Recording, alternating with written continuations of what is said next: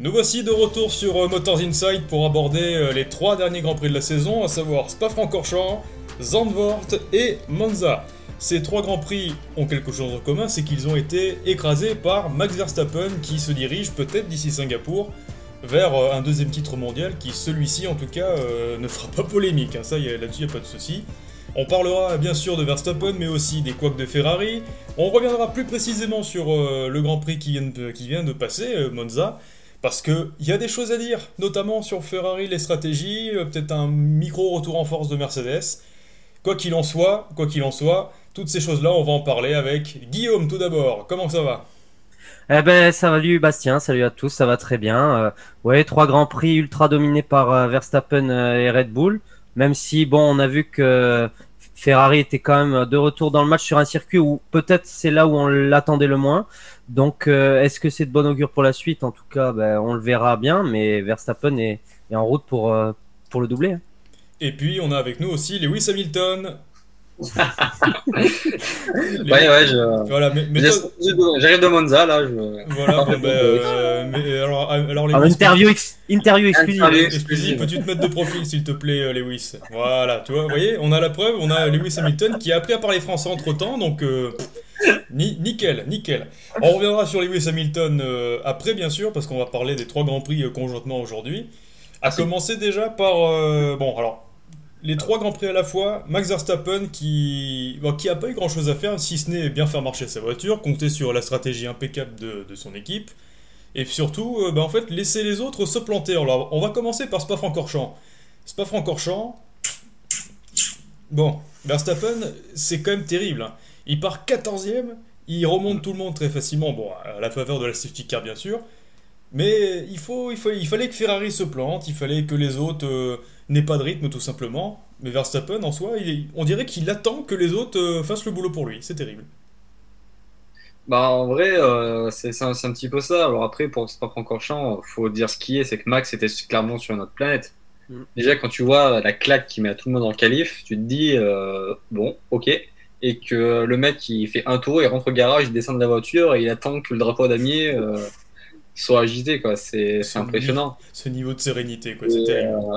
et après, en course, t'as l'impression que c'est toi et moi qu'on est en train de jouer à F1 2022, qu'on a mis les IA au niveau à 10%, quoi. 30, ouais. Franchement, en mode novice. Enfin, genre, tu joues avec ton petit frère. C'est vraiment incroyable la facilité avec laquelle il a dépassé, il a remonté tout le peloton, quoi. Mm. Ah non, et c'est-à-dire que même Pérez qui partait à l'avant, lui, hein, il partait à l'avant juste à côté de Sainz, il était pas dans le coup, quoi, avec la même voiture que lui. Donc Max était vraiment au-dessus du lot. En fait, là, c'est plus lui qui était au-dessus que la concurrence qui s'est plantée, parce qu'en fait, la concurrence, il n'y en a pas eu, Mais non, finalement. d'accord, il n'y en a vraiment pas eu. Eh non. La concurrence, il n'y en a pas eu, alors pourtant, on comptait sur Ferrari pour revenir un petit peu dans le match. Et puis, bon, Sainz a tenté de tenir autant qu'il a pu, ça n'a pas marché. Mais Il a fait la course parfaite, en fait. bah, Il a tenu la tête tant qu'il pouvait le faire. Et après, il était juste trop rapide. Il a fait ce qu'il a pu. Et le mieux qu'il pouvait faire, c'était troisième. Donc, malheureusement pour lui, il pouvait pas viser bien plus haut, malgré la pole.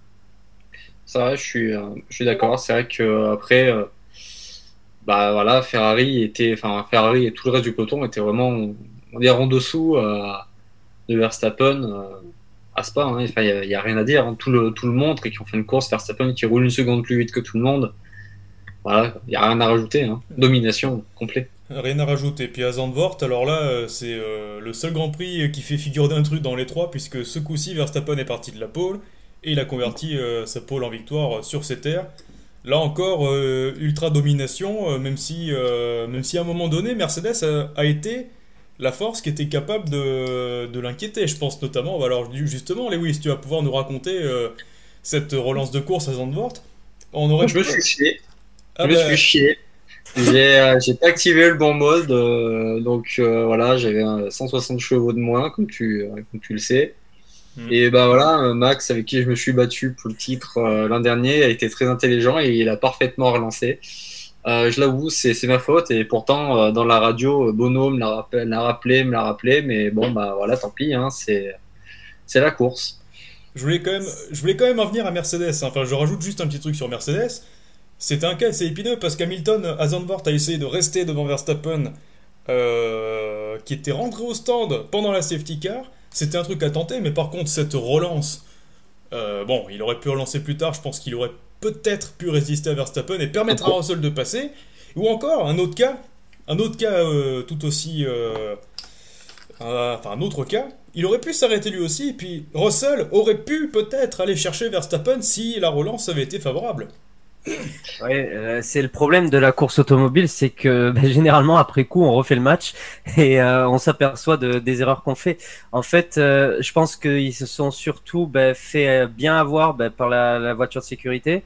Malheureusement, ils n'ont pas eu de chance là-dessus parce que je pense que franchement que Hamilton était en mesure, peut-être pas d'aller chercher la victoire, mais au moins de la disputer à Max.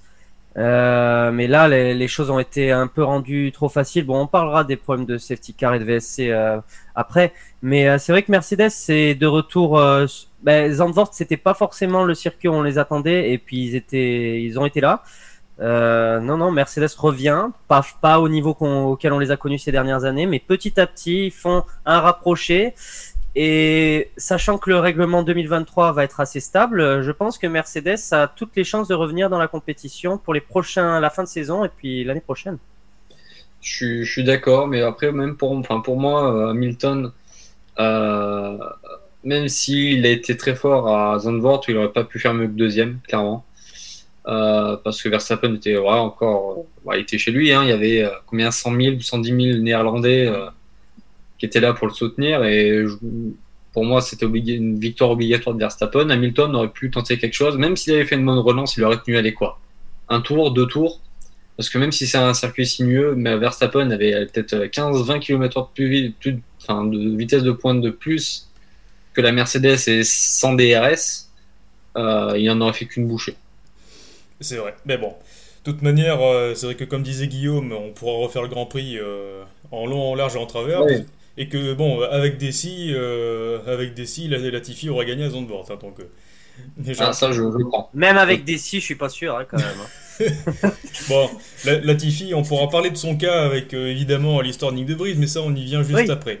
Les choses aussi sur lesquelles il faut venir, c'est sur 2 événements particuliers. L'un concerne Charles Leclerc, pour lequel on l'envoie au charbon pour le meilleur tour en course. Dans l'avant-dernier tour, il se fait dépasser par Alonso, risque de perdre des points, alors récupère la place, ne va pas chercher le meilleur tour en course, et puis après il est pénalisé. Et après pénalisé, donc il perd des points de toute façon. Donc là, Ferrari, on se demande ce qui s'est passé. Pour Mattia Binotto, tout va bien. À Zandvoort. Pas le problème. À Zandvoort, mais l'autre problème arrive. Sur une Formule 1, on est bien d'accord. Il y a 4 pneus. Donc il faut en préparer 4. Ferrari, allons savoir pourquoi, on n'en avait préparé que 3. Tout du moins, il y en avait un. Là, par contre, je me permets de te corriger. Il y en a un qui était pas au bon endroit. Il y en a un qui était pas au bon endroit. Il y en a un qui était pas au bon endroit. Mais il y en a 3 qui étaient prêts. Il y en a 3 qui étaient prêts. Et le 4e, il est en train de fumer sa clope chez McLaren. Ouais, voilà, non, mais il pensait que c'était la roue de secours qu'on mettait sous la voiture, hein, comme sur les voitures de route. Voilà, voilà, bon. Alors, pour Leclerc, bon, de toute façon, Leclerc n'était plus dans le match pour la victoire à Spa. Sainz n'était pas dans le match pour la victoire. Ni pour le podium, d'ailleurs. Ni pour le podium, mais pourquoi ce genre d'armement, même en Formule 3, alors j'exagère, en Formule 3 on voit pas ça, si ça peut arriver, mais en Formule 1 c'est pas ce qu'on attend de l'écurie quand même la plus prestigieuse, l'une des écuries les plus prestigieuses. Non mais c'était incroyable, enfin, déjà qu'il y ait des erreurs, bon ça peut arriver à toutes les équipes, mais autant d'erreurs sur autant de week-ends de suite en plus, tu te dis mais oui, bonjour, tu comprends pas, et qu'en plus de ça t'as le...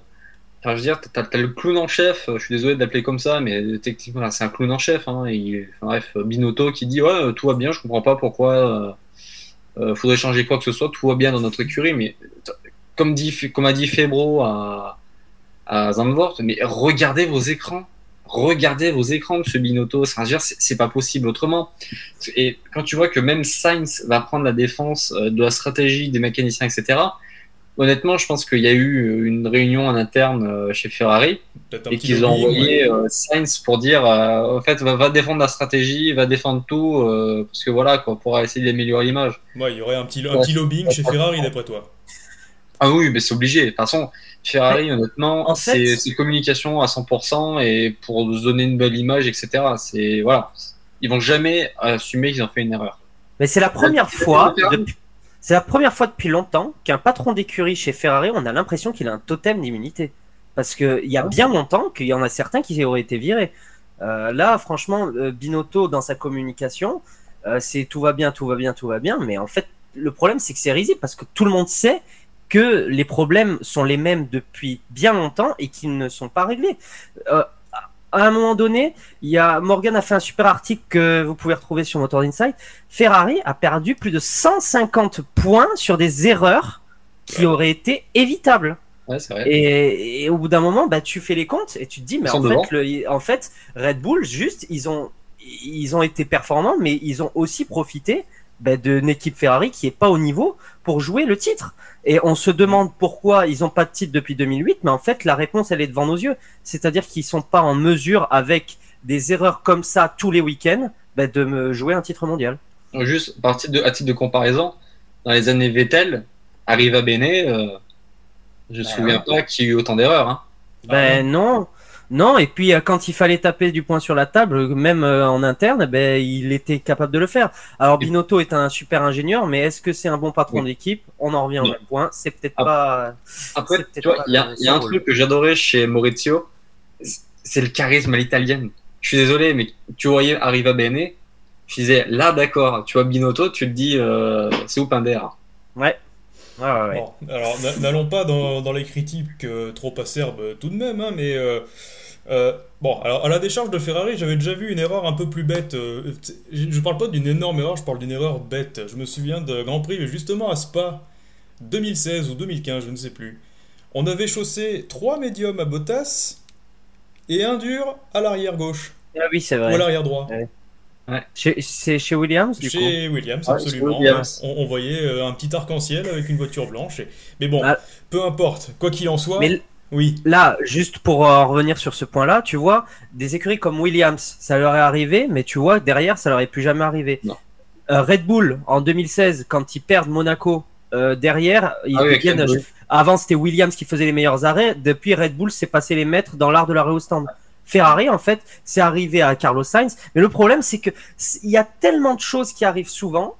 Tu te dis, mais en fait, qu'est-ce qu'ils vont nous faire la prochaine fois comme nouveauté? Parce qu'il y a tellement d'erreurs différentes et ridicules, et que, en fait, tu te demandes ce qu'ils vont faire le week-end en erreur stratégique, alors que on sait très bien que c'est une écurie qui, sur le papier, a une voiture qui potentiellement joue avec la Red Bull et a les pilotes faits pour jouer avec Max Verstappen. Tout à fait. Voilà.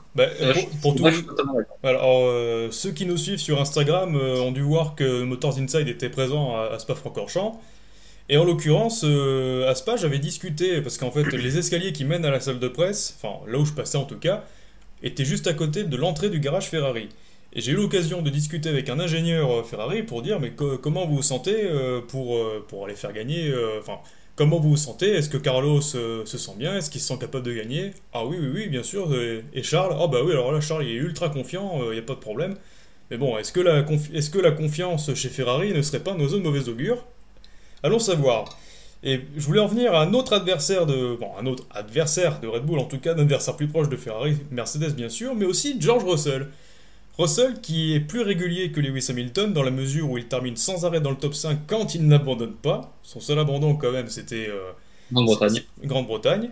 Et c'est quand même incroyable. On avait dit en début de saison que Russell allait faire mal à Hamilton. C'est vrai. Et ben voilà, maintenant ça se matérialise, et puis Hamilton souffre de plus en plus de la comparaison avec Russell, notamment sur la belle course que Russell a fait à Spa, à Zandvoort aussi, mine de rien, et à Monza. À Monza, deux podiums en 3 courses. Que dire de plus? Honnêtement, on va dire que Hamilton a toujours, son talent. Il faut quand même rappeler qu'il est quand même 7 plus champion du monde. Il a 103 victoires, autant de pole position. C'est un personnage qui restera dans le top 10 voire top 5 des meilleurs pilotes de l'histoire de la F1. Oui. L'avantage que George Russell a sur Lewis Hamilton, c'est qu'il a toujours conduit, on va dire, des tracteurs. Bah oui, c'est ça. Et que la W13 on va dire que c'est une tondeuse autoportée. Voilà. Donc, Elle est bien, Un peu boosté quand même. donc, elle est bien, c'est une tondeuse comme Et on on va envoie, dire que, voilà, comme on George envoie a une tondeuse de il a compétition. l'habitude de conduire des voitures qui sont vraiment pas top et de faire toujours des miracles avec. Et que Lewis Hamilton a eu, on va dire, dans sa globalité, toujours des voitures performantes. On va dire, il y a toujours eu une ou deux exceptions, hein, ça, voilà. Oui, bah, Mais, les seules exceptions, c'était voilà. 2009 McLaren. 2009 McLaren et 2013 Mercedes. Voilà. Et encore Donc, 2013 Mercedes, ils finissent vice-champions, hein, Mercedes. Oui, quand ils même, finissent hein. vice-champion, mais le truc c'est que c'est des fusées en qualification, mais comme les Williams en leur temps, les Williams BMW soumettaient leurs pneus à la torture. Donc Hamilton, oui, évidemment, Hamilton, d'ailleurs, pour petite parenthèse, c'est que là il reste maintenant 6 Grands Prix à Lewis Hamilton pour continuer sa série de saisons avec au moins une victoire. Hein. Ouais. Ça Mais peut- je vois mal où ça peut arriver. Hein. Et il a pas fait de pole position non plus, hein, cette Et- année. Hein. Non. Et non, alors attends, est-ce que c'est la première fois dans sa carrière qu'il passe une année sans faire de pole position? Je suis pas sûr. Faudrait voir. Parce que Je sais pas. J'ai un petit doute. C'est Là, pas la stat. franchement, Peut-être 2013, il a pas fait de pole. Ouais. Si, Je pense ça, déjà, Spa 2013, c'est sûr, c'est lui qui a fait la pole. Ah bah oui, voilà. Bon bah non, je Bon, crois que en fait, Paul et Victor, il a toujours fait, hein, je crois. Allons savoir. En donc, tout cas, Mais ouais. oui, pour en revenir à George Russell, ben en fait, oui, en début d'année, on s'est dit qu'il allait vraiment faire mal à Lewis et on se demandait aussi s'il allait pas jouer plus haut que ce que la Mercedes valait globalement. Et là, on se rend compte que à 6 Grands Prix de la fin, il est à 13 points ou 16 points, je sais plus, de la deuxième place de Charles Leclerc. Et tu te dis, ben en fait, Russell, il est carrément capable d'aller jouer la place de vice-champion. Et avec le matériel qu'il a, ce serait absolument gargantuesque comme performance. Attention à la fin de saison. Hein. Je m'interromps juste 2 secondes. Hamilton a toujours réalisé une pole position, au moins une pole position. 2010 et 2011, une pole position. 2013, il en a 5. Ouais, tu vois. Donc, Oui, voilà. ouais. Voilà, bien vu Morgan. Donc là, déjà pour les pole positions. Mais pour l'instant, ça tient. Hein. Pour l'instant, il peut encore, ouais, c'est possible. Il peut peut-être aller savoir si, je sais pas, Suzuka, Austin ou un truc comme ça. États-Unis, ouais, peut-être. Je rappelle que Singapour nous avait sorti une pole, une sortie d'on ne sait où, il y a soit de quoi 2017. 2016, je dirais. Ah, 2017, non, Non. c'était l'accrochage entre les 3 premiers, Ouais, à savoir oui. Vettel, Bah, c'est Verstappen et Ferrari. Raikkonen. Bah, ça doit être 2018, où il fait une pole. Je sais Alors pas que d'où il la ça, sort. Ouais, alors que ça a jamais été circuit Mercedes, quoi. Donc, Non. Voyons voir, parce que 2016, bah c'était 2016 peut-être, je sais pas. Non, parce que moi j'ai souvenir que c'était avec les voitures les trucs, vraiment des Mercedes larges, ouais. larges, vraiment les larges avec le T-wing à l'arrière. 2019 peut-être. Non, Peut-être. qu'est-ce que je raconte, c'était Leclerc. Bon, on vérifiera tout de même les statistiques, d'ailleurs ceux qui ont la réponse, dites-le nous en commentaire, hein, si jamais vous voulez un petit peu nous aider à retrouver nos archives. Donc voilà ce qu'on pouvait dire sur George Russell. On a fait le tour parce qu'on on a été absent malheureusement pour les Grands Prix de Spa et de Zandvoort sur YouTube. Et on va revenir plus largement à Monza. Parce que Monza, il y a aussi des choses à dire, ça nous amènera au débat de la fin de débrief. Mais d'abord, là, on a eu une course, c'était pas non plus ultra spectaculaire, mais c'était homogène, dans la mesure où Red Bull, enfin Verstappen en tout cas, a déroulé avec sa voiture.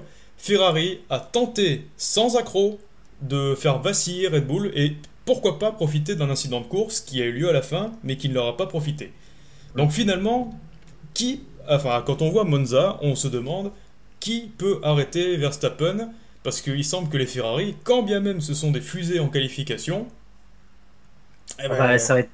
La réponse, ça va être très simple. Voilà, oui, voilà. C'est-à-dire un incident de course avec un incident de course ou la fiabilité. Parce que comme tu dis, il est tellement rapide en ce moment que même Leclerc et Ferrari, en faisant une course peut-être pas parfaite, mais on va dire dans la globalité réussie, ils ne sont pas capables de s'approcher à moins de 10 secondes de Max Verstappen. Donc c'est quand même ahurissant la performance qu'a trouvé Red Bull comparé à Ferrari, le développement amené par l'écurie autrichienne. Là, pour le moment, personne ne peut atteindre Verstappen et pas même Perez qui est très très loin de son coéquipier. Hein. Mais là où il faut quand même souligner, enfin encore une fois, la performance de Verstappen, c'est que entre le moment où Leclerc rentre pour chausser des pneus tendres neufs,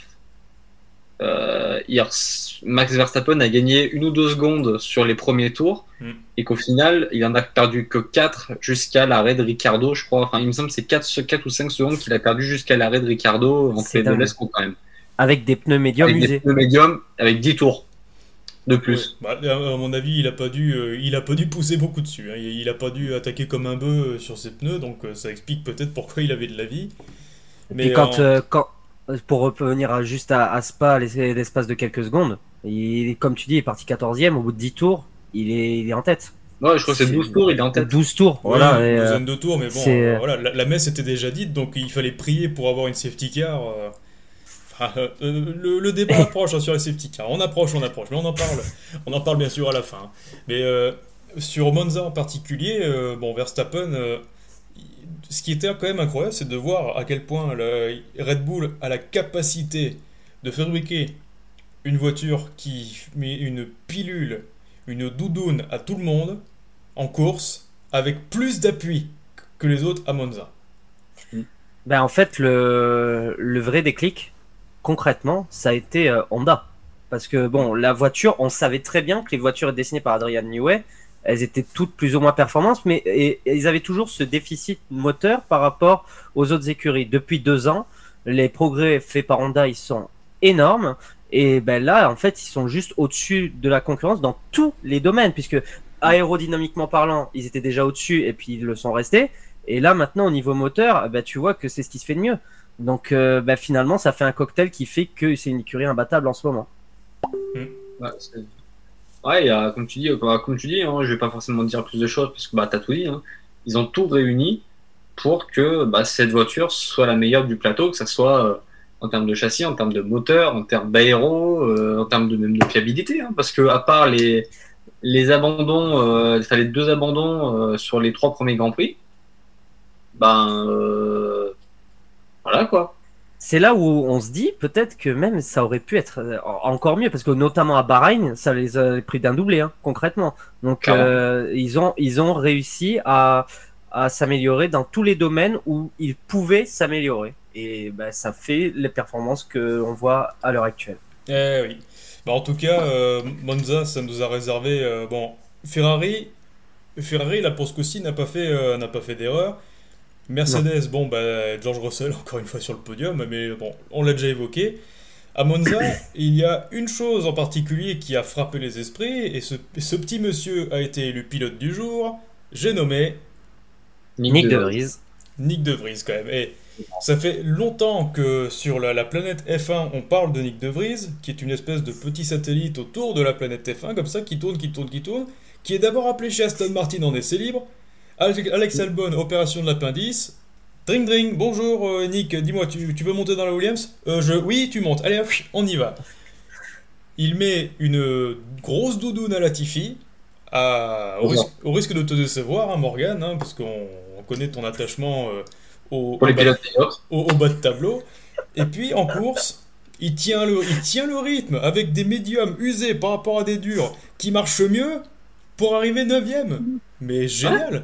Bon, alors c'est un circuit favorable à la Williams, mais c'est ton premier Grand Prix, t'as moulé ton baquet qui est pas forcément fait pour la Williams, et tu fais ça. Mais c'est génial, c'est juste génial. C'est vraiment incroyable, parce que ça fait combien de mois, même d'années qu'on dit De Vries, il a un volant en Formule 1, il faut qu'il ait un volant, et là il y en a un, il l'a prouvé, et ce qui est encore plus incroyable, c'est que le mec il est arrivé en plein milieu des essais libres 3, parce que ouais, il a même pas fait le vendredi, quoi. Il buvait son café le vendredi. Je compte pas les EL1 parce que c'était chez Aston Martin, qui est une voiture totalement différente de la Williams. Mais le mec, il débarque en plein milieu de l'EL3. Le mec, il pose son café, il pose son cul dans le baquet. Il fait une qualif, on va dire, remarquable quand même. Il passe en Q2. Oui. Et je pense que s'il se loupe pas, ça aurait pu faire Q3. Il est proche de la Q3. Et auquel cas, s'il était en Q3, alors admettons qu'il se qualifie 10ème, il serait parti 6ème sur la grille de départ. Rendez-vous compte. T'imagines, 6ème. Et ce que je veux dire, c'est que là, il est parti P8, il fait P9, il part P6. Moi, honnêtement, je dis qu'il aurait pu faire une petite position de plus à l'arrivée. Ah, allons, Non, mais c'est exceptionnel en fait la performance qu'il vient de faire. Et c'est pile poil au bon moment pour lui en plus. C'est malheureux pour Alex Albon, mais bon, Alex Albon, il a un avenir assuré. Oui. Et quand tu vois que tu as une opportunité pareille pour montrer ce que tu as dans le ventre et que tu le fais de cette manière-là, mais à ce moment-là, toutes les écuries ont observé le travail magnifique qu'il venait de faire sur ce Grand Prix. Et franchement, ben, c'est juste chapeau à lui parce qu'il mérite amplement son titre de pilote du jour. Et grand bravo à Nick De Vries. Hein. Voilà, bon. Et, honnêtement, je pense que suite à ce qui s'est passé, il va y avoir, on va dire, ça va, je pense, animer un petit peu plus les discussions entre écurie et agent. Et que il y en a un qui s'appelle Logan Sergent, qui, à mon avis, va peut-être avoir un peu de soucis à se faire. Et de toute façon, peut-être même qu'il pourrait s'intéresser au cas pour remplacer Alonso. Ce qui est... peut-être. Bon, ça, le mercato, je voulais qu'on en dise un petit mot après notre autre débat, parce qu'il y a aussi des choses à raconter. On viendra au mercato juste après, mais tout à fait raison, Morgane. Je pense que la performance de Nick De Vries, alors, c'est à Monza, ça sera certainement peut-être son seul Grand Prix de l'année. Peut-être qu'il n'aurait pas fait ça sur un autre circuit. Mais quoi qu'il en soit, la performance est remarquable à Monza, son premier Grand Prix. Mais, par contre, c'est là où tu vois que les pilotes qui, on va dire des pilotes de réserve et des troisièmes pilotes, sont beaucoup plus désavantagés que les vrais pilotes. C'est que je sais pas si vous avez vu la caméra on-board quand il est dans le parc fermé après l'arrivée. C'est qu'il faut qu'il y ait un ingénieur, enfin un mécano de chez Williams qui vienne l'extraire. Ouais. Enlever et le sortir quand même. Hein. Donc t'imagines, c'est quand même Monza, l'un des circuits, on va dire, qu'il est moins physique ouais. Par rapport, on va dire, à Singapour ou même Austin ou enfin n'importe où. Le plus physique, c'est Singapour. C'est Singapour, ah oui, clairement. Il sort rincé, t'imagines. Et c'est là que tu vois quand même que sa performance. C'est un métier d'être pilote de route. Hein. Il a fait parce que le mec, il débarque comme ça, il a pas roulé dans une F1 depuis on ne sait pas combien de temps, surtout sur la longueur d'un Grand Prix, et il fait P9 et il ressort, il est claqué quoi. Enfin, c'est énorme. Ah oui, c'est exceptionnel. Et dans toutes les catégories où il est passé, il a gagné. C'est-à-dire qu'il a gagné à F2, il a gagné en Formule E, il a gagné en endurance. Là, il fait un Grand Prix de F1, il marque des points. Qu'est-ce que tu veux faire de plus? Si lui n'est pas méritant, au bout d'un moment, il y en a qui ne méritent pas. Il me semble que dans l'histoire de Williams, je crois qu'il y a que il y a que 3 ou 4 pilotes qui ont réussi à inscrire des points pour leur premier Grand Prix. Oui. Je crois qu'il y a Rosberg et Rosberg. Jacques Villeneuve, Australie 1996 et Rosberg, Bahreïn 2006. Bahreïn 2006. Ouais. Voilà. C'est énorme. 10 ans. Après, il y a toujours le débat le barème n'est pas le même. Certes. Oui. Mais il faut le faire. Tu sais, comme tu dis, il serait peut-être parti plus haut, il serait rentré dans les 8. Hein. Pourquoi pas? Voilà. Pourquoi pas, mais ça aurait pu le faire, et puis surtout qu'il aurait peut-être été débarrassé de la bataille Ricciardo-Gasly. Gasly, venons-y d'ailleurs. Enfin, ce sera l'objet de ce dont on parlera à la fin. On regarde ça à la fin. Et juste avant de conclure sur Monza et de passer sur les gros débats, souligner la course aussi exceptionnelle de Sainz. Oui, mais j'allais y venir aussi. Il y avait encore des choses à dire sur Monza, mais Sainz, allons-y. Exceptionnel, il l'a été, mais on l'a retrouvé quoi. C'est-à-dire que là, on le voyait faire des courses à l'avant du peloton, mener. C'est normal, il est pilote Ferrari, mais là, on a retrouvé vraiment le vrai Carlos Sainz, incisif, qui tend des dépassements. Il y a même parfois, c'était surprenant quoi. Au premier virage sur Pérez notamment, c'est exceptionnel. Quoi. Ça fait partie des plus beaux dépassements de l'année. Hein. Ah oui, quand il l'a surpris, quand il a fait un petit dive bomb, et les dive bombs, ça fait un moment qu'on n'en a pas vu. Si, Leclerc en a fait un par l'extérieur au Hungaroring. Ah oui, c'est vrai. Un dive bomb par l'extérieur, ça faut le faire quand même. Ouais, ça faut le faire aussi. Hein. Bon. Quoi, Ferrari a vraiment des deux pilotes qui sont capables de jouer avec Verstappen. On a oublié Schumacher sur Latifi. Oui. Ouais, mais alors, il fallait de l'aide du Canadien quand même. Hein. Oui. Bon, dans un dépassement, il faut toujours que les deux aient de la bonne volonté. Dans la première chicane à Monza, ça passe. Oui, non, c'était joli. C'était joli. À ce moment-là, quand quand on a regardé le Grand Prix, on s'est justement demandé si la safety car n'allait pas arriver à ce moment-là.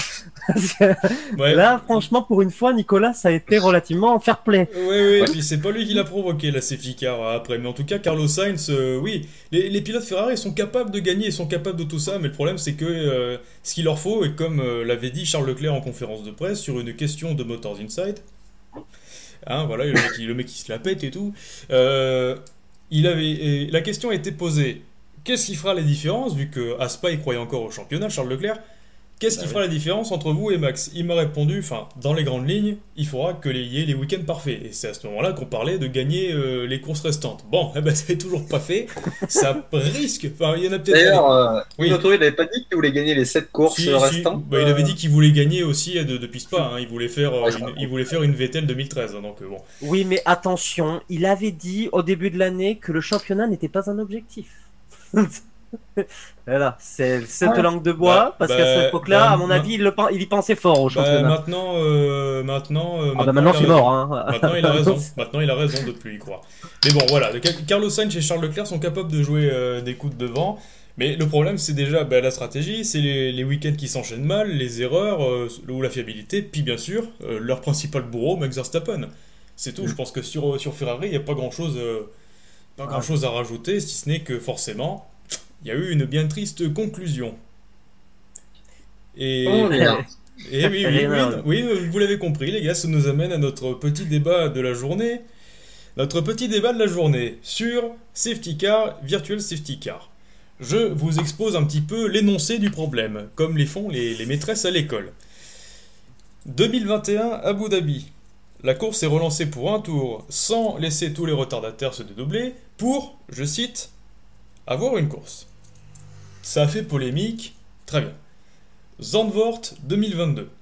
Yuki Tsunoda prétend qu'une roue est mal fixée, il se range, un endroit pas très favorable, on se dit tiens, c'est petit car, et il repart. Bon.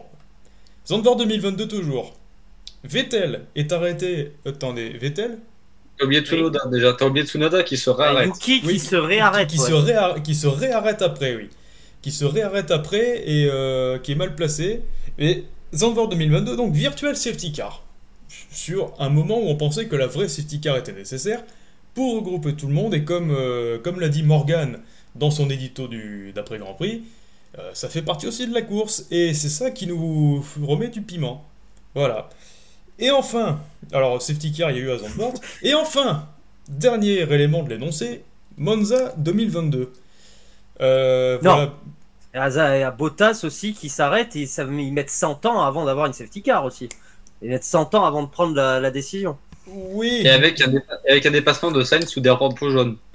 Oui, aussi, oui. Bon, bah ça après. Ça fait tellement de points. Ils étaient plus à ça près. Mais bon, j'ai oublié des points. Il y avait, bon, Bottas. Peu importe, là, tu as rajouté un problème à l'énoncer très bien. Et le dernier point, donc, c'était Monza 2022. Ça faisait depuis, je crois. Enfin, ça fait très longtemps. Ça fait longtemps, hein. Qu'un Grand Prix ne s'était pas terminé sous safety car. Et ça a fait polémique parce que pourquoi ce qu'on a fait à Abu Dhabi en 2021, pourquoi on le ferait pas à Monza? Pour avoir un beau dernier tour.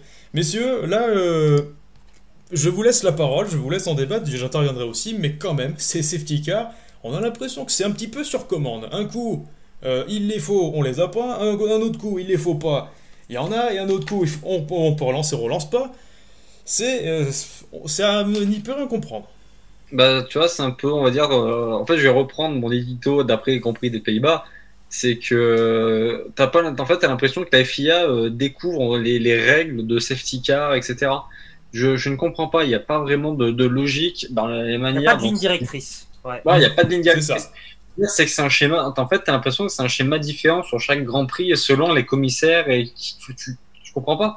Quand tu vois que déjà Zandvoort sur l'arrêt de Tsunoda, le deuxième, que déjà il met des plombs à dire virtual safety car, que tu vois sur la vue aérienne que la grue est environ à La Haye pour aller récupérer la voiture. Là, tu te dis bon, ils vont peut-être mettre une safety car le temps d'intervention. Je crois que hormis essai libre, je n'ai jamais vu une virtual safety car durer aussi longtemps. Ouais, non, déjà, mais ça nécessitait largement une safety car, on est d'accord. Ouais, enfin, je veux dire, c'est que vu le positionnement de la voiture et le temps qu'il a fallu d'intervention, la safety car aurait été largement Plus efficace. plus efficace. Et après, quand tu vois que sur l'abandon de Bottas en pleine ligne droite, on va dire à 30 mètres du virage, de l'entrée de virage, qu'ils sont à 3 de front, Alonso, le Sainz, si j'ai oublié le troisième pilote. Je Euh, sais plus, en plus. Joe, non Vettel, je crois. Ou Oh, Vettel. Joe, peut-être. Ouais, je sais plus. Ouais, Un je des- crois que c'est ça. Tu dis, c'est chaud quand même, ça, c'est chaud. Non, drapeau jaune. Et la safety car arrive bien après, tu te dis, mais oui, d'accord. Alors je peux comprendre qu'il faut qu'il y ait des discussions pour être sûr que ça soit utile, mais là tu te dis, mais pourquoi? En Tu- fait, il faut aussi se rappeler que la Virtual Safety Car a été une mesure faite pour l'après Bianchi, qui est en théorie une règle qui est censée éviter les suraccidents. Et comme tu te dis qu'ils mettent 6 plombes à déployer même ne serait-ce qu'une virtuelle, même ne serait-ce qu'une virtuelle pour l'arrêt de Bottas, tu te dis mais à un moment donné, mais est-ce qu'ils réfléchissent ou ils réfléchissent aux conséquences que ça peut avoir? Parce que comme tu dis, ils étaient à 3 de front, mais à un moment donné, c'est plus dangereux. Il aurait pratiquement fallu un drapeau rouge. Parce que c'est pareil, on en revient à ce point-là, c'est-à-dire qu'à Abu Dhabi ou sur les exemples que tu as cités, parfois même le drapeau rouge, l'arrêt de la course, aurait pu être une décision qui aurait pu se prendre. Là, Et- regarde, c'est comme ce que je dis dans mon édito. Pourquoi pas faire comme Bakou? Bakou, ils ont Ah oui. Verstappen se met dans le mur, il y a C'est 2 ça. tours de safety car, si je dis pas de bêtises, drapeau C'est ça. rouge, on relance pour 3 tours. Ben, c'est Et ça, c'est- mais le truc, c'est On a que vu des courses. c'est que dans le règlement de la FIA, il est stipulé que le drapeau rouge ne doit être sorti qu'en cas de nécessité. En l'occurrence, le cas Ricciardo et le cas Verstappen à Bakou l'an dernier ne nécessitaient pas les mêmes. ne nécessitaient pas vraiment de drapeau Non. rouge. Les deux cas pouvaient résulter de la même manière, c'est-à-dire se finir sous safety car. Pourquoi à Bakou on a relancé la course? Pourquoi est-ce qu'on a mis un drapeau rouge? Alors on avait estimé à l'époque que ça allait mettre trop de temps, bon voilà. Mais pourquoi ne pas l'avoir fait à Monza? Pourquoi ne pas l'avoir fait à Après- Monza? C'est pas qu'une question de spectacle, je te laisse la main Morgane. C'est pas qu'une question de spectacle, c'est une sorte de dissonance dans le discours des acteurs de la Formule 1, dans la mesure où on veut absolument donner du spectacle aux fans. Alors, évidemment, les fans payent leur billet pour voir quelque chose de quand même sympa, pas quelque chose qui se finit en autre boudin. Mais voilà, on veut faire du spectacle, et puis à côté de ça, bon, on fait traîner une safety car. Eh, les gars, bon, enfin, Ouais. en fait, c'est souvent, comme disait Guillaume, il n'y a pas de ligne directrice, et Morgane, tu voulais rajouter quelque chose à ce sujet-là. Ouais, je voulais rajouter un petit truc. C'est que pour moi, la principale différence entre Bakou 2021 et Monza 2022, c'est que Verstappen va taper un mur à 300 à l'heure. Donc, il faut quand même vérifier l'intégrité du mur au cas où ça se repasse derrière. Oui, Alors, c'est vrai. Ricciardo, il s'arrête parce qu'il y a un problème mécanique, il a rien tapé. Ce qui, Oui, en soi, pouvait, entre guillemets, Alors- expliquer ce drapeau rouge à Bakou, Oui, mais voilà. sauf que aussi, il faut prendre en compte un élément qui est fondamental, c'est que les commissaires risquent leur vie quand ils vont déplacer une voiture. Et quand tu vois les F1 passer juste à côté d'un tracteur, franchement, ça rappelle des mauvaises images. Et c'est à ce moment-là où tu te dis que peut-être qu'un arrêt de la course aurait peut-être pas été plus mal, que ce soit pour le spectacle ou même pour la sécurité, parce qu'ils ont mis un sacré bout de temps à l'enlever, cette voiture. Mhm. Et Alors quoi, que tu te disais que... Comment? Il y a eu quoi, 7-8 tours de safety car? Ben oui, c'est Quelque chose comme ça, énorme. C'est énorme. Alors que il était pas si loin que ça de la sortie de sécurité, quoi. Donc je sais pas. Ouais, c'est en fait le gros problème actuel, comme on le disait au départ, c'est le manque de clarté au niveau du règlement. Pour moi, la Virtual Safety Car, à titre personnel, je pense que la Virtual Safety Car mérite d'être sortie pour un débris sur la piste, pour un incident vraiment mineur. Mm. Et à partir du moment où c'est une voiture qui est arrêtée en bord de piste ou qu'il y a vraiment un incident majeur, à ce moment-là, la Safety Car est quand même nettement plus... Ça favorise le spectacle et c'est plus sécuritaire dans tous les sens du terme. De toute façon, oui. Ouais. De toute Bah, façon, c'est oui. pour ça qu'on appelle voiture de sécurité. Ben oui. Exactement. Et pour reprendre tes termes dans ton édito d'après Zandvoort, Morgane, c'est un outil qui devrait être utilisé uniquement durant les essais libres. C'est là que c'est utile à la rigueur. Ou alors, comme disait Guillaume aussi, dans le cas je sais pas, un petit débris ou des pigeons, un pigeon qui traverse la piste comme Zandvoort et ils viennent picorer ou alors frôler les F2 de très près. Mais voilà, la virtual safety car, c'est quelque chose qui enlève beaucoup de choses à une course, surtout quand elle dure autant de temps, quoi. Et puis la safety car, bah, ça, c'est, comme je disais, une sorte de dissonance entre la volonté de faire absolument du spectacle, parce que les Américains, les propriétaires américains, ils en sont friands de spectacle. Puis à côté de ça, bon, il y avait même des fois des drapeaux rouges étaient sortis alors qu'on se disait, bon, c'était peut-être pas nécessaire. Ben, en Ouais. fait, Michael Masi a été critiqué à juste titre pour son rôle de directeur sportif, Tout à fait. mais il avait ça de bien que au niveau du spectacle, on était gâté parce que les départs arrêtés sous la pluie, c'est Michael Masi. Oui. Les drapeaux rouges et relances derrière, c'est Michael Masi. Sous Charlie Whiting, le regretté Charlie Whiting, on ne voyait pas tout ça. On voyait souvent d'ailleurs des courses, on a plus vu souvent des courses terminées sous safety car sous Charlie Whiting que sous Masi. Donc non, c'est vrai que peut-être que la FIA veut se détacher de cette image, on va dire trop poussée vers le spectacle. Bon, je sais pas trop vers où ça va nous emmener, mais l'intérêt de la F1, ça reste quand même que le spectacle et la sécurité soient deux termes qui soient liés, quoi. Qui cohabitent. Tout Qui à cohabitent parfaitement. Et je pense que tu vois, il faudrait qu'il y ait une réunion, on va dire, entre tous les commissaires, les pilotes qui sont là pour assurer justement ce qu'ils sont là dans le collège, Le et les GPDA directeurs de aussi. course, etc. Pour Le dire, GPDA, voilà. ouais. Bah, même voilà, même le GPDA pour dire voilà, on met une version safety car pour telle condition et une safety car pour telle et telle condition.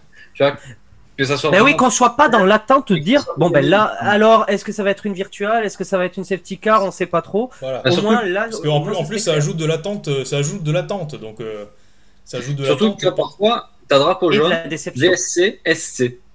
Ah, pour pas mettre la SC tout de suite, quoi. Bah oui, Oui. c'est ça. Donc voilà, je pense qu'on a dit, on a fait largement le tour de la question des safety cars et virtual safety cars. Donc on verra dans 3 semaines à Singapour ce que ça pourra donner. Parce que là-bas, bon, piste serrée, circuit urbain, course de nuit. Je crois qu'il y a 100% de safety car. Il n'y a pas eu d'édition. Alors juste avant de passer, parce qu'on va conclure ce débrief sur un petit point sur le mercato. Et une petite parenthèse sur Red Bull Porsche aussi, hein, parce qu'il y a de ça aussi de quoi parler. Enfin, ça, malheureusement, on en reparlera, je pense, plus en détail plus tard, parce qu'il y aura d'autres actualités sur Porsche. Pour les Grands Prix qui se terminent sous safety car, ça n'est arrivé que 10 fois, il me semble, dans l'histoire de la Formule 1, enfin en tout cas de ce que j'ai vu. Par contre, est-ce que vous savez, vous les gars, la dernière fois que c'est arrivé, est-ce que ça n'était pas le Canada 2014 des fois? Moi, j'aurais dit Canada 2014? Non. Si, si, si. Canada 2014, c'est la première victoire de Ricciardo. Oui, Il est pas Sous sous safety- safety, pas- si, si, il est si, pas ça sous s'est safety car. ça s'est terminé sous safety car. Il y avait le crash de Felipe Massa dans le dernier tour. Oui, il y a eu le crash de Massa et de Perez, mais oui, il y a eu safety car à ce Oui, moment-là. oui, je ça sais s'est plus. fini sous safety car, oui. Mhm. d'accord, putain, alors là, Ouais, j'aurais pas dit celui-là. Ouais, Si, tu vois. si, si, Moi, si, je- si. C'est possible. Ça il me s'est- semblait qu'il y avait une course à Bahreïn qui avait terminé en safety car, mais Euh, Alors en F2, c'est sûr, mais en Ah. F1, je suis pas sûr. alors après, oui, je confonds peut-être, mais je sais pas pourquoi, j'ai des images d'une course à Bahreïn qui se termine sur safety car. Alors là, c'est une vraie colle. Hein. Là, c'est une je colle, sais pas. c'est pas 2021, c'est pas non plus 2020, c'est pas Et attends, 2019, en 2019. 2020. Ah, je sais plus. Non. Bon, écoutez, ceux qui regardent ce débrief, vous pouvez aussi Ouais, nous si, dire vous en pouvez le commentaire. dire. De toute façon, on fera peut-être nos recherches nous-mêmes, mais vous pouvez participer, bien sûr, à tout ça sur ce débrief. On va terminer ce débrief justement sur un point mercato. Parce que on a, bon alors il y a tellement de noms qui circulent, et puis en plus il y a le domino Nick De Vries qui est en train de tomber lui aussi. Enfin, qui va peut-être faire tomber le reste. Parce que Pierre Gasly pourrait aller chez Alpine, à condition que la FIA autorise un passe-droit à Colton Herta pour aller chez AlphaTauri, ce qui fait grincer des dents les équipes. Fernando Alonso s'est fait chez Aston Martin. Nick De Vries, où irait-il si jamais on lui propose un baquet en Formule 1? Daniel Ricciardo, où irait-il? Mick Schumacher, où irait-il? Parce que ce mercato, je pense qu'il va nous emmener jusqu'à la fin de saison, parce que c'est un sacré casse-tête cette affaire. Mais le plus gros casse-tête, c'est quand même l'affaire Gasly-Herta. C'est sûr. Ben- Honnêtement, si il y a la FIA qui accorde une super licence à Colton Herta, comme ça, j'en connais un paquet qui vont se mettre mettre leur gilet jaune et protester dans le paddock. Ce qui en soi C'est légitime, mais un peu dégueulasse. Et ce qui serait légitime, totalement. C'est-à-dire c'est dégueulasse pour certains pilotes qui se cassent la tête un peu pour avoir cette super licence et lui on lui donnait comme ça. Bon, ok. Mais c'est voilà, c'est et il faudrait tu sais pas d'où ça sort et puis voilà quoi. Il faut un certain excuse-moi Guillaume, mais il faut un certain kilométrage.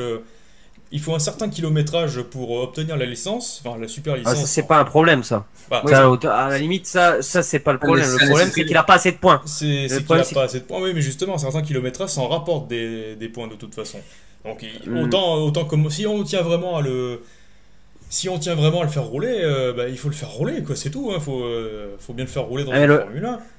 Le problème, c'est que les essais sont assez limités. Donc, du coup, finalement, il se retrouve dans une impasse. Et des derniers bruits de couloir qu'on a entendus dans le paddock, la piste se refroidissait assez. Donc, c'est encore plus flou, en fait, puisque on se disait vraiment que ça allait être vraiment le cas. C'est-à-dire Gasly chez Alpine, Colton Herta chez AlphaTauri, c'était assez limpide, en fait, comme histoire, mais c'est vrai que cette histoire de super licence, ça pose problème et c'est en soi c'est normal que les pilotes râlent si jamais Colton Herta bénéficie d'un passe droit, tout ça entre guillemets parce qu'il est américain et qu'il faudrait bien un pilote américain en F1 pour apporter une vision de l'autre côté de la Manche, quoi. Vous savez, ça aurait été beaucoup plus simple. Je pense que la question aurait été beaucoup plus vite réglée si un certain Isaac Hadjar, membre du Red Bull Junior Team, était en Formule 2, qu'il était tout proche d'avoir un bac en Formule 1, qu'il avait fait une super saison comme il l'a faite, même s'il a perdu le titre en Formule 3. Disons que c'est surtout Auger qui a déçu, en fait. Tsunoda, ils savent que ça reste un pilote entre guillemets fiable, mais qui c'est pas le nouveau Vettel, quoi. Oui, mais c'est un pilote Honda. C'est un pilote Honda. Voilà. C'est un pilote Honda, mais Honda, on va dire qu'il passe un petit peu derrière depuis qu'ils se sont mis un peu en retrait. Donc finalement, le verrou à faire sauter, c'est plus facile de faire sauter Gasly, mais pour remplacer Gasly, il faut quand même un pilote d'un certain calibre. Et miser sur un jeune, et confier les clés d'AlphaTauri à Tsunoda, c'est peut-être pas le meilleur des plans pour Red Bull. Voilà, c'est très compliqué. Le problème, c'est que Gasly n'ira plus chez Red Bull, c'est une quasi-certitude. Parce que Perez fait parfaitement le boulot. Ah, mais pour Gasly, l'opportunité alpine, elle est en or. Hein. Apparemment, c'est les bouts de couloir, apparemment. Ça serait plus trop et ça serait plus forcément à l'ordre du jour. Hein. Non, mais ça serait plutôt Mick Schumacher peut-être. Alors Mick Schumacher qui a fait 2 coups d'éclat cette saison, mais qui le reste du temps, qui nous a soit fait peur, soit déçu. Quand je dis fait peur, je pense à Jeddah. Hein. Disons qu'il a un très bon lobbying d'Esteban Ocon, qui aimerait bien l'avoir en coéquipier, donc ça c'est déjà un bon point pour lui. Ouais. Mais est-ce que c'est pour Schumacher, c'est sûr que c'est une super opportunité. Mais est-ce que pour Alpine, aller chercher Schumacher, c'est le meilleur des plans? Ça, c'est pas sûr. Hein. Ça serait peut-être Ricciardo le meilleur des plans, parce que son départ fin 2020 n'était pas rédhibitoire. Hein, d'après ce que j'ai compris. Clairement, mais après, il y a un nom qui est revenu. Alors, on ne sait où, que ce soit chez Haas ou que ce soit chez Alpine, c'est Hülkenberg.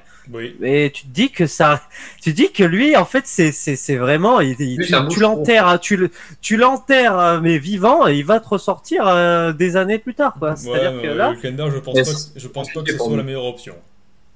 Ça serait trop compliqué pour lui. Ça fait combien de temps qu'il a arrêté fin 2019. Après, il connaît la maison. Hein. Oui. Non, fin 2019. Et il fait pas de vague. Il connaît la maison, il fait pas de vague. Et tu sais très bien que là, en mettant Hülkenberg dans le baquet, ça rapporte des points. Et Ocon, c'est le vrai leader. Parce qu'avec un Ricciardo, même avec une cote qui a sacrément chuté, est-ce que tu peux avoir l'assurance que Ricciardo acceptera un poste de numéro 2? Pas sûr non plus. Parce que tu crois qu'il est numéro combien actuellement chez McLaren? On voit les performances que ça fait, justement. Puisqu'il ne se sent pas apprécié dans l'écurie. Il n'y arrive pas au niveau de la performance, mais en plus, il sent que c'est le mouton noir dans le troupeau. ça fait un cocktail qui fait qu'il y a vraiment aucune chance de le voir performer d'ici la fin de l'année. Hein. Ouais, on aurait bien voulu revoir plus des Monza 2021 pour Daniel Ricciardo, qui mérite tant de choses. Et puis, qu'est-ce qu'on peut ajouter pour... Il n'a pas été ridicule à Monza. Hein. Non, pas du tout. Non, et c'est bien dommage son abandon, hein, mais il a résisté sans DRS à des fous furieux derrière, avec Gasly, avec De Vries, avec Alonso et compagnie. Pas mal du tout. Mais Daniel... on verra bien, ou alors peut-être qu'il ira chez As, parce que maintenant la rupture de contrat entre Ferrari et Schumacher est actée. Donc Schumacher, maintenant, j'ai envie de dire, il a plus ses liens avec Ferrari. Et puis allons savoir s'il n'y a pas un certain Giovinazzi qui monterait dans la As. Ah. Non, mais clairement... Non, j'y crois pas non plus. Clairement, vu la saison de Formule E qui vient de passer... Alors, la Formule E, c'est pareil, c'est un monde à part, oui. Et il faut un certain temps avant de s'adapter. Mais au bout de toute une saison, quand tu vois que le mec, il n'a pas été foutu de marquer des points, bon, bah, tu te dis... Bon, ouais. En fait, ça vaut pas plus que ce que ça valait en F1 chez Alfa Romeo, quoi. Dommage. Non, pour ça, moi, je juge un petit peu le fait que... Il y a Fittipaldi qui revient aussi chez As. Mais bon, c'est pas non plus un foudre de guerre. Hein. Non. Bah, à voir. Non, tu vois, c'est pour en discuter avec des potes qui regardent aussi la Formule 1, que ça soit des pilotes qui sont tout de suite en F1 ou même en F2 ou F3, bah, honnêtement, il n'y en a pas un qui me fait vibrer. Enfin, il n'y en a pas un qui me... À part, bien sûr, Verstappen qui apporte quelque chose et quand ça remonte, ses remontées sont incroyables. Et ben, il n'y en a pas un qui me donne vraiment des sensations. Une hype. Ouais, une hype. Ils me disent, bon. lui, je le veux. Honnêtement, c'est pas pour rien si je suis mes pilotes préférés, c'est dans les années 80, 70, 80, quoi. Et même, on va dire 90, parce que c'est Naro. Ouais. Mais moi, grand fan de Loda, honnêtement, j'ai plus de pilotes qui me disent, où je suis là, qui me font vraiment bondir de ma chaise. C'est pas les mêmes époques, et puis ma foi, c'est ça. Pour ce mercato, affaire à suivre. Dernier mot, vite fait, Red Bull Porsche, ça ne se fera pas. Bon, chacun n'a pas voulu mettre son ego de côté entre guillemets. Porsche avait pensé faire de Red Bull son écurie d'usine. Et Red Bull, le beurre, l'argent du beurre. Voilà. Bon, on peut pas le beurre et l'argent du beurre et l'aileron arrière de la crémière, hein, pour dire ça poliment. Voilà. Bon, c'était l'info à sortir. Ça, c'est une sacrée crémière. Hein. Parce oui, une crémière avec un aileron arrière. Vous voyez les petits pots, la laitière, là. Les petits pots, la laitière, on lui met un bel aileron, un beau spoiler bien plat type Monza, et comme ça, la crème, elle est faite très vite. Ah, la comparaison. Red Bull donne des ailes. Voilà, la crème, la laitière. Au Red Bull. Allez, avant que ça parte trop loin, on va quand même se quitter, les gars. Parce que l'actualité elle continue et puis on va pas passer 10 heures sur YouTube parce que le reste du temps il faut le passer sur Motors Inside avec ces deux messieurs notamment et nos autres rédacteurs. Merci en tout cas à vous deux, Guillaume, Morgane, d'avoir été avec nous ce soir, aujourd'hui. Merci à toi Bastien pour la présentation et merci toujours un Bastien. plaisir. C'est toujours un plaisir, voilà. Un petit rendez-vous qui fait plaisir. J'espère bien qu'il fait plaisir et j'espère qu'il fait plaisir à tout le monde ici. On se retrouve bien sûr prochainement pour les débriefs pour la fin de saison. Bon, Verstappen se rapproche du titre, mais quand même. On se laisse la porte grande ouverte aux surprises. À bientôt. Salut à tous, ciao.